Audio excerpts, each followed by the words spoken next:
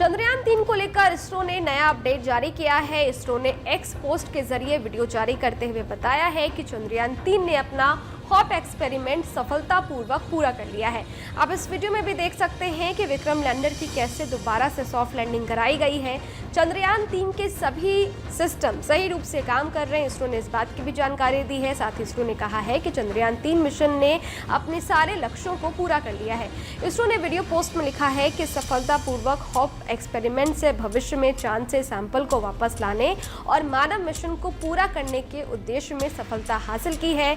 इसरो ने बताया है कि सभी सिस्टम सही रूप से काम कर रहे हैं। इस हॉप एक्सपेरिमेंट के जरिए रैम, चेस्टी और ILSA को वापस मोड़ा गया और सफलतापूर्वक पुनः चांद की सतह पर तैनात किया गया। बता दें कि रोवर के स्लीप मोड पर जाने के बाद कंट्रोल रूम के कमांड पर विक्रम लैंडर के इंजन को दोबारा से चालू किया गया और उसे 40 सेंटीमीटर ऊपर उठाया गया। फिर अपनी जगह से 30 से 40 सेंटीमीटर की दूरी पर सुरक्षित रूप से दोबारा सॉफ्ट लैंडिंग कराई गई। इससे पहले इसरो ने ट्विटर के माध्यम से बताया था कि प्रज्ञान रोवर को स्लीप मोड में डाला गया है। अब 22 सितंबर को इसे फिर से एक्टिव करने की कोशिश की जाएगी। इसी के साथ लोगों के मन में तमाम सवाल खड़े हो गए थे कि पहले मीडिया रिपोर्ट्स में ये दावा किया गया कि चांद पर रात 5 सितंबर तक होगी और अगला जो सवेरा है वो 19 या 20 सितंबर तक होगा। लेकिन अब इसरो ने 2 सितंबर को ही रोवर को स्लीप मोड में डाल दिया और दोबारा एक्टिवेट भी 22 सितंबर को किया जाएगा। आखिर इतने दिन का गैप क्यों? दूसरा सवाल ये कि अगर रोवर दोबारा एक्टिव नहीं हो सका तो क्या होगा?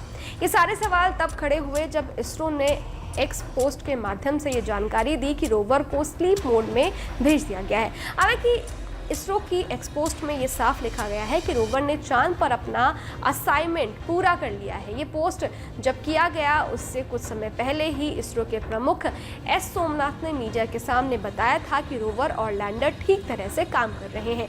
इसके बाद इसरो ने पोस्ट भेजी। इसमें ये भी लिखा कि एपेक्स और LIBS पेलॉट बंद है। इन पेलॉट से डेटा लैंडर के माध्यम से पृथ्वी पर भेजा जाता है।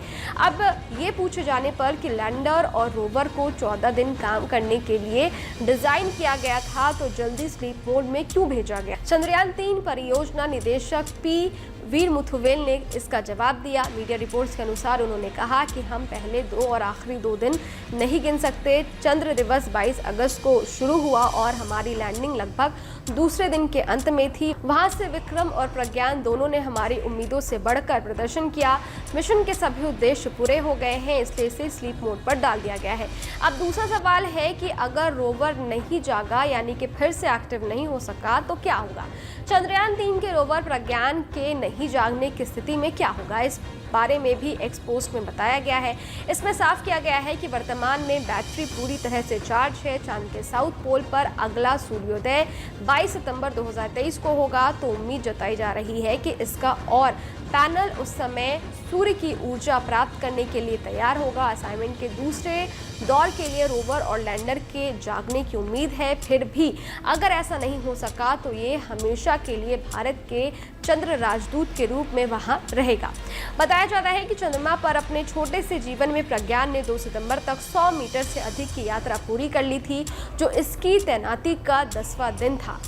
इस बारे में वीर मुथुवेल ने कहा है कि अगर हम विशेष रूप से रोवर को देखें तो हम केवल 10 दिनों में 100 मीटर से अधिक की दूरी तय करने में कामयाब रहे हैं, जबकि कई अन्य मिशन जो लंबे समय तक चले हैं, यहाँ तक कि 6 महीने तक केवल 100 से 200 मीटर ही तय कर पाए हैं। और अब जो है एक्सपोज के जरिए इसरो ने ये जानकारी दी है कि चंद्रयान-3 मिशन ने अपने सारे काम जो है, सारे असाइनमेंट जो है वो सफलतापूर्वक पूरे कर लिए हैं।